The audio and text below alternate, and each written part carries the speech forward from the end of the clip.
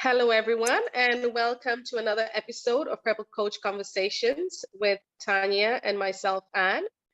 We are very excited to have Janet today, but just before we get on to speaking with her, we just want to make sure that everyone is aware that we are here to discuss topics around diversity and inclusion.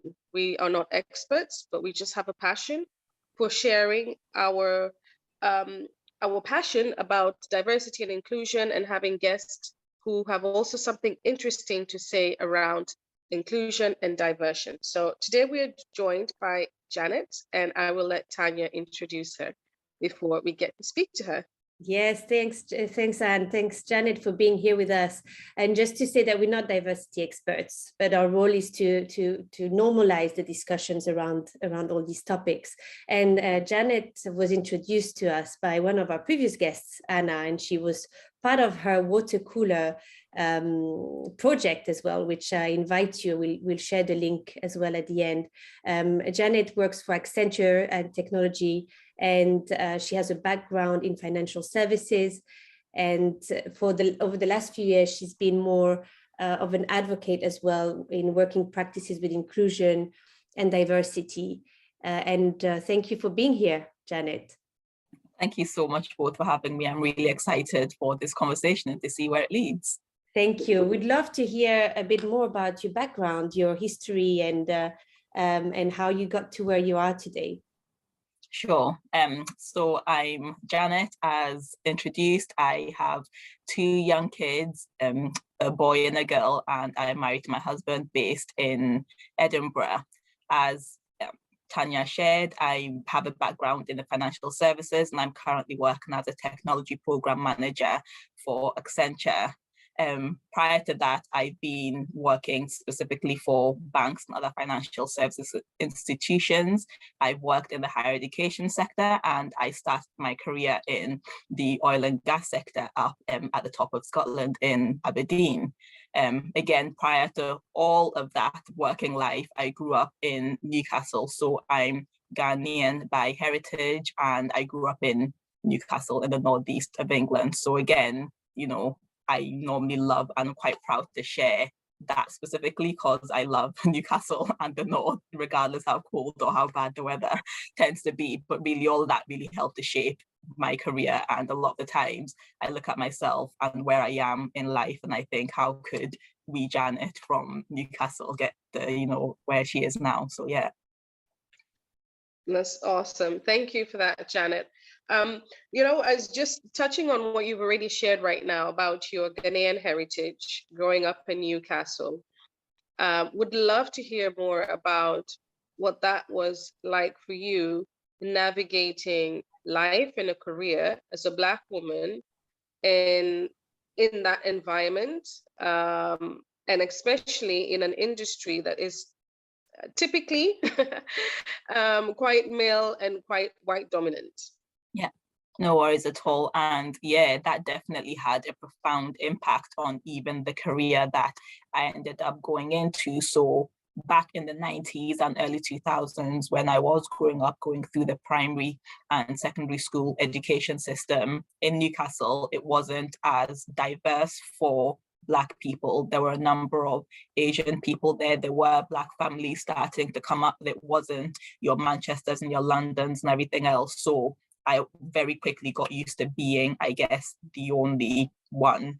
In addition to that, naturally, you know the adage of you can't be something that you haven't seen or that you don't even know exists, etc. And if you think back, social media wasn't what it is now back then. So in terms of role models and people that I could look up to who were either women and or an ethnic minority and or maybe with a disability or whatever, doing big things in the corporate world just weren't there for me. So that definitely did limit, I guess, the options that I had open to my eyes. So you'll know a lot of people will say, I knew that I wanted to go into X career when I was younger because I saw X or Y or Z. Whereas for me, that happened much later after I'd left home and, traveled for university. And I guess my eyes were open and various things like that. So for me, trying to be somebody or climb the corporate ladder from somewhere like the Northeast, that where normally business, financial services, their base is in London or it's even in Edinburgh, it was difficult to try and claw my way out, to give myself that confidence of I can and I will, and I can even be the first for other people to be able to see what I maybe didn't have. How fascinating that, you know, for most people, like, you know, they get their motivation and their energy from wanting to become like somebody else. You know, when you're young, you're boosted by your self-esteem, right? You're boosted by, okay, I want to be the next, I don't know, Steve Jobs, for instance. So I want to learn everything about that. And it's true that, you know, as white people, we have a lot of examples out there. But what's fascinating is that your motivation felt like it came from, okay, there is no one that looks like me in those stages of career, in those level of career seniority. So I'm going to find that motivation to be one of the first people in that seniority. And how soon did you feel that motivation of, you know, pursuing a career that would not be easy, or you know, that you would be one of the few gravitating the ladder? Yeah. So I'd probably say between the ages of 16 and 18, but even then I wasn't totally sure. The reason I bring this up is I used to travel down to places like Loughborough University, or maybe sometimes London, for various initiatives I was part of, be that as a, you know, youth board member for a sport and a governing body for sport or something else. And I used to go on those journeys. As I said, my eyes would be open wide to the various careers and the successes, and lots more people who looked like me starting to do the kinds of things that I wanted to do. And I would be really encouraged by that. I would then travel back after the weekend or whatever back home, and there would be this bit of a slump to be like, oh, I'm back in this environment, you know, that doesn't have that I can't be that. And I don't want to have to travel, you know, hundreds of miles just to go find that. I want to be able to have it right here. So I'd say, as I said, between the ages of 16 and 18, and doing those journeys where I was able to see what I guess I wanted to be, or what I didn't even know existed, that's when I started getting the idea that actually I can, just because I haven't seen in my local area people like me working in a bank, not as a receptionist, but as a banker or in technology or whatever, just because I haven't seen that in my area to now doesn't mean I can't be it, because it exists somewhere else. So yeah. I love that you say that as well, because excuse me, there's that concept of, like, when you do see people of color in certain roles, and even when we talk about like Brexit, and how many times, this is another thing that really annoys me, and people talk about, oh, people coming into this country and they're doing, they only mention the most, and there's no, by the way, I don't mean this in any kind of discriminatory way. You know, every job is very valuable to society, but there's a stigma of only certain jobs being mentioned. And so that's when I say that when we talk about you being in the financial industry, again, is one of these things, is like, oh, why don't we mention that industry? Why don't we mention the gas and oil industry? Why don't we mention, you know, people of color in certain industries? Why are we, as you're saying, pigeonholing them in certain roles, and not in other, you know, like other roles? Yeah. Another thing as well that we spoke about last time that was really interesting was about the concept of the double-edged sword. So you started, when you got into your career, and you were in the oil and gas industry, in the financial industry, and when you spoke about going through discrimination, or going through kind of microaggressions and blatant kind of discrimination as well. Yeah. And that kind of double-edged sword, where you say something, you're doomed. You don't say something, you're still doomed, because then you're kind of, you know, allowing it to happen indirectly. Talk to us about this double-edged sword that I know a lot of people listening, and a lot of people of color, not just Black people, will experience, where we feel like if we speak up, we're damned. If we don't, we're still damned. Yeah, I'm glad you've actually brought this up. And the thing for me was, at the time in this particular stage in my career, I joined the program, and the main thing that anyone said about that program and development was, you will get out of the program what you put into it. And I held on to that. I really held on to that and was like, okay, I'm going to make this work for me. I'm going to put a lot into it so that I can get the best possible result out of it and really kickstart my career in that way. But as the program developed, it became clear that what we were supposed to be doing isn't what we were doing. That development wasn't there. And amongst myself and the other people I was in the program with, we all said, yeah, this isn't right, let's say something. And I said something to the people who were administrating the program, just to say, I came on board, turned down other offers as a result of this bespoke program we're supposed to be following, but it's not the case. I haven't really seen any business reasons why, because I know sometimes things can change, right? But it was just a case of, let's have this discussion to see where we can move this forward. And it was from that point onwards that I guess things started going south, because although I wasn't the only person to raise the fact that my expectations and what had been promised versus what was actually currently going on wasn't the case, I started being treated differently. I started being given projects to do that were not on the same level as the rest of my colleagues. I started having certain conversations with HR about performance that was nowhere near what my managers were actually telling me feedback-wise and everything else like that. And, it was very clear that as a result of me speaking up, like, the relationship went a different way compared to my other colleagues who, yes, were not like me in terms of background, ethnicity, anything like that, not suffering the same fate. And the interesting thing is, we all used to talk about this all the time together.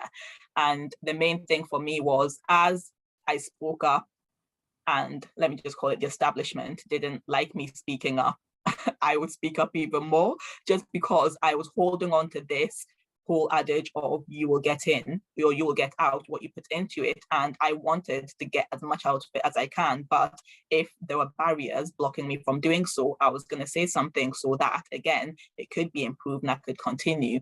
But so that's what drove me, I guess, to actually speak up rather than just putting up with it, put my head down, getting on with it, going on with my job, and just, going home with a salary at the end of the day. So it was, at the time, I'll be very honest and say it wasn't, for me personally, a hard decision. It wasn't even a decision, because I just upped and did it to speak up for what I believed was right, not just for myself, but for other people on the program. And yeah, as a result of trying to do what I believed was right, it ended up actually having a worse effect for me in comparison to my other colleagues. And at the time, I was a bit blinkered, and I didn't actually think this is a race thing, or this is a, gender or sexism thing, or whatever. I just thought I'm just the one who is seen as the mouthiest or whatever else it is. And as a result, they're just going to keep me quiet. I should be grateful that I'm on this prestigious program and carry on moving. So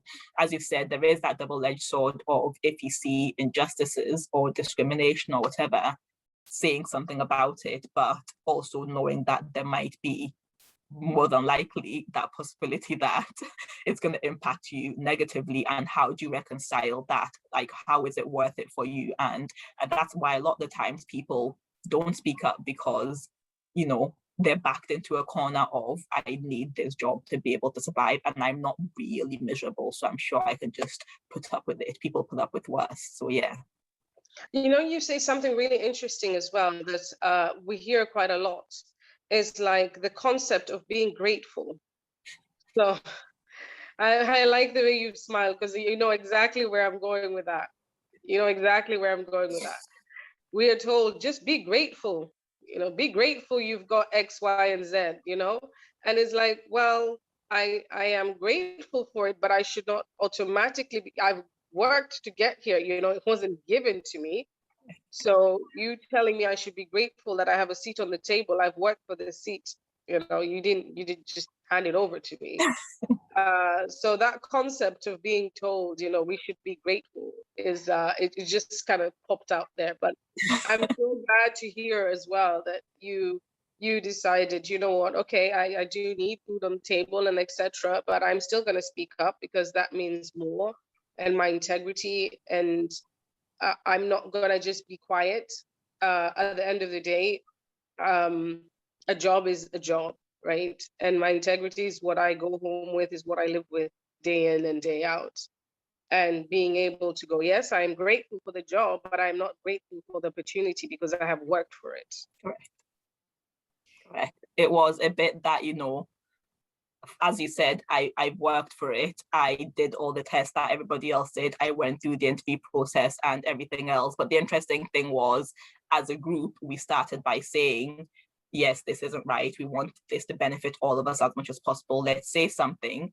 We all said something the first time round individually to the people we needed to. And then I think it became obvious that I was the one that was being singled out. And interestingly, no one else carried on saying anything after that to anyone else. By that, I mean, no one else started saying anything to the establishment because they could see that there were repercussions for me, although for them it wasn't a thing. So again, very early on, there was that treatment of all of us aren't being treated the same. All of us aren't being treated equally. We've all had the same complaint, yet one person's complaint is being singled out and it's going down this route. I don't know if it was a tactic to quell the, disquiet or discomfort or what, but yeah, it wasn't something that I was, I guess, willing to put up with. Again, just because I'd been told that I shouldn't.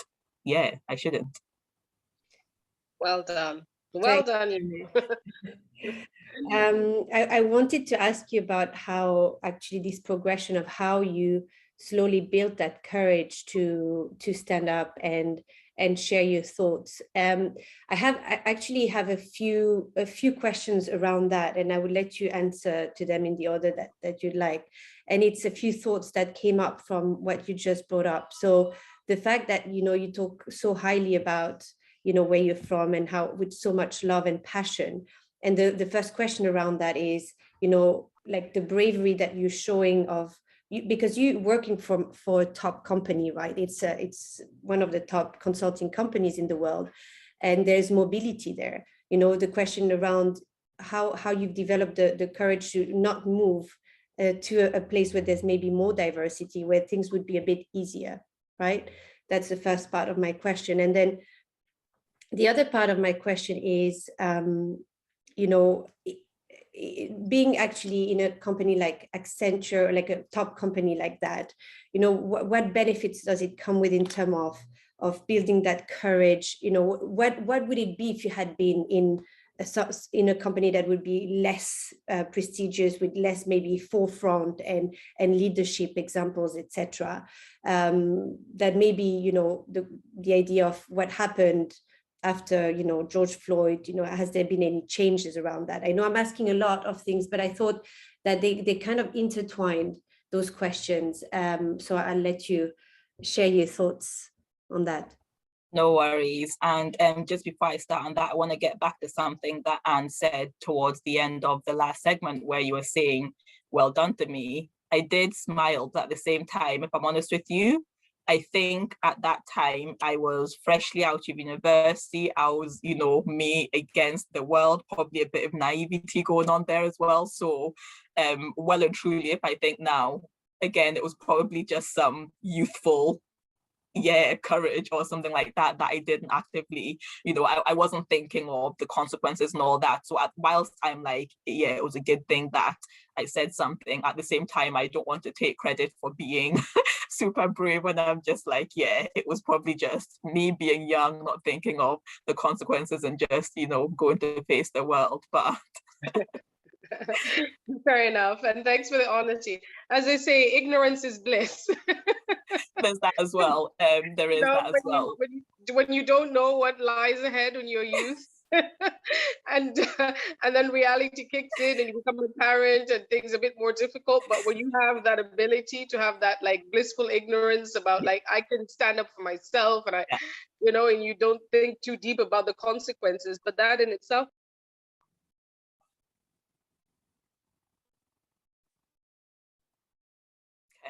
No worries. I think back to some of the questions you asked, Tanya. Again, whilst I did speak up about, you know, let's just say the program and how it wasn't benefiting us the way it needed to benefit us and everything else, for that, you know, year or 18 months or so that I was going through this experience, I didn't tackle it the way I wished I had actually tackled it, if that makes sense. So whilst there was some kind of strength and courage and everything else there, I wish I'd been more direct at the time, just to be like, because I knew something was going on. I knew something wasn't right. I knew I was being treated differently to other people, but genuinely, not once did I think they're doing this because I am Black, or they're doing this because I have this persona of being, you know, an angry Black woman or whatever else it is. Like, not once did that cross my mind. So whilst I did stand up and say there's something not right here, it needs to be sorted out, I guess I didn't want to broach that topic of it could possibly be discrimination as a result of X, Y, or Z.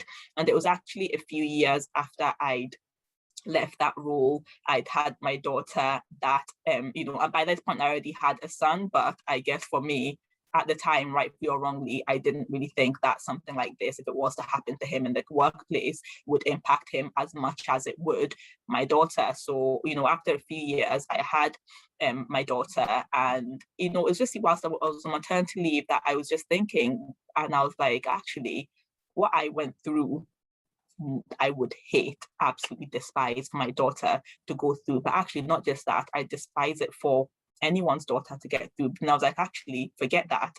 Anyone's child, regardless what their gender is, should not have to go through such an experience. But not just that, they should also not have to go through just the sheer difficulty sometimes of being a minority of some kind, be that with ableness, be that with not disability, with ethnicity, be that with religion or just anything. Like, no one should have to go through that for no real reason. So it was really from having my daughter that switch came to be like, actually, things need to be different. I want things to be different for me personally. And that's from that point on really that I started, I guess, being more open, more loud, more proud about all of my circumstances put together.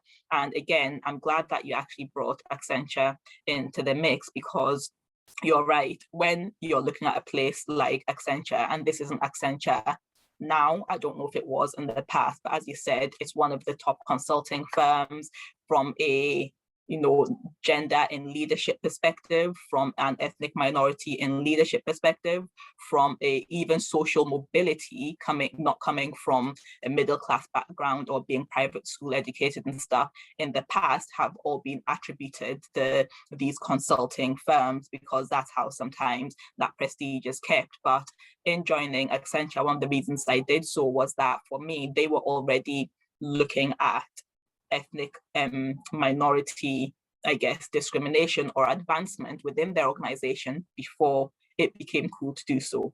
I say that because, you know, there was a time for, I'd probably say the last 10, 20 years or so, where the advancement of gender, women in leadership and in the workplace and breaking glass ceilings and all that kind of stuff was heavily invested in and looked into. And, you know, we are starting to reap the rewards, maybe not at the rate we could be, but it was, for me personally, it was a very single-minded, we're going to look at this particular area of, you know, discrimination or of advancement in the inclusion and diversity space. And then maybe when we're done, we'll have the headspace to look at another element like ethnicity. Whereas for Accenture, for me, you know, as soon as I got in, I was just given the freedom to be and to do. So by that, I mean, you know, I told you I'm based in Edinburgh. When I first joined Accenture, there were a number of, you know, Black network called the Accenture African Caribbean Network.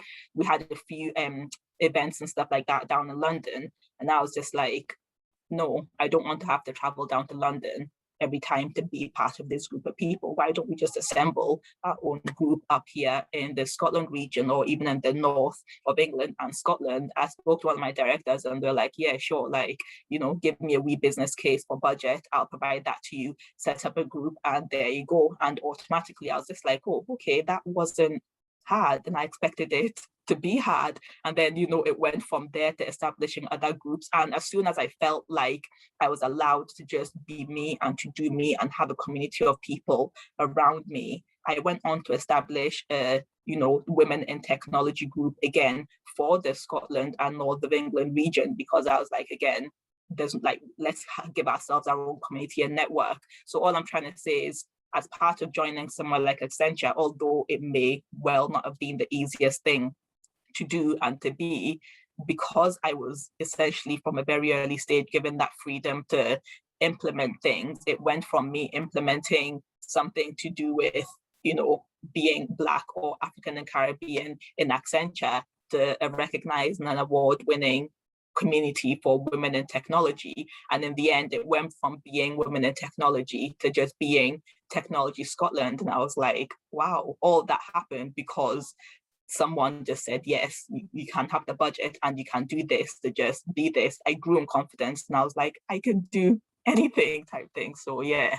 Wow, this is such an achievement from, you know, like feeling something's not right, but then actually speaking and then being heard, you know, and being seen and creating all of that. I mean, this is quite impressive. And was that before George Floyd, or this award winning, etc.? Okay. Has something changed, you think, after George Floyd? Yeah, so I would say that things have been accelerated, more so than anything within Accenture. So, you know, beforehand, we had various targets, however people feel about targeted approaches to things like this. So we had our targets, we had budgets that we were plowing into, because for me, the amazing thing is there are companies that, you know, are based in the epicenter of, you know, corporate world, London, for example, who have to fight to get a budget to do things for their, you know, African Caribbean communities or their Pan-Asian communities. Whereas the fact that it wasn't hard for me, and this, by the way, this isn't because Accenture has so much money that it was very easy to be like, yes, go ahead. It was just that mentality of, I can see how this is going to benefit you, so you go ahead and do it. And yeah, that was in 2019, in the summer of 2019, I believe it was. So yeah, I believe that, you know, Accenture were doing their bit, probably not enough, just like a lot of other people were doing nowhere near enough. But I feel as if they were probably ahead of the curve in comparison to a number of other companies. And then naturally the spring and summer of 2020 happened, and it really just got us to look at what we had been doing, to realize that what we thought, we knew it wasn't enough, but we didn't know it really wasn't enough. So just re-looking at that, accelerating things really helped. And I think for us, because we had a foundation in place already with groups like ours up here in Scotland, including the very strong network we had for the rest of the UK and everything else like that, it was more of a springboard for us rather than a starting from a bit of a standing position. Okay, you know, Janet, I feel like I could talk to you forever. I'm sure Tanya feels the same way. It's just been really interesting hearing everything about your feedback, everything about Accenture, how they've worked to be quite in the forefront around issues around diversity and inclusion. Just from your perspective, as we just kind of wrap up, what would you say is your favorite either quote or person that you'd recommend other people follow or get to know or get to read? Yeah, so I'd say it's a lady called Chimamanda Adichie. So she is, I don't want to, I can't say she's an author because she's so much more than that, but let me just say she is an absolute powerhouse. And I guess the reason I selected her is that she has transcended what it is for me personally to be a woman, to be an African woman in the Western world, as well as the education piece that comes as a result of that. She has been unapologetically her all the time throughout. And sometimes that's a bit scary if you want to advance in certain circles, but she's just done that with such fierce pride of who she is. And yeah, I just love that. For me, she's just got the correct mix of, you know, embracing her Western side whilst making sure that her roots from being a proud Nigerian woman come through. And also when it comes to the feminism side of things and how she really gets people told, I just love that. So pick up one of her books or even just read some of her quotes and just be floored. She's got a TED Talk, how I got to know about her, about the power of stories, and I just fell in love with her. I don't know if you've seen that TED Talk, the power of story. She's amazing. We're going to put some links on as well for other people to be able to follow her and get to know more about her. Such an amazing choice, Janet. Not surprised though. She is amazing.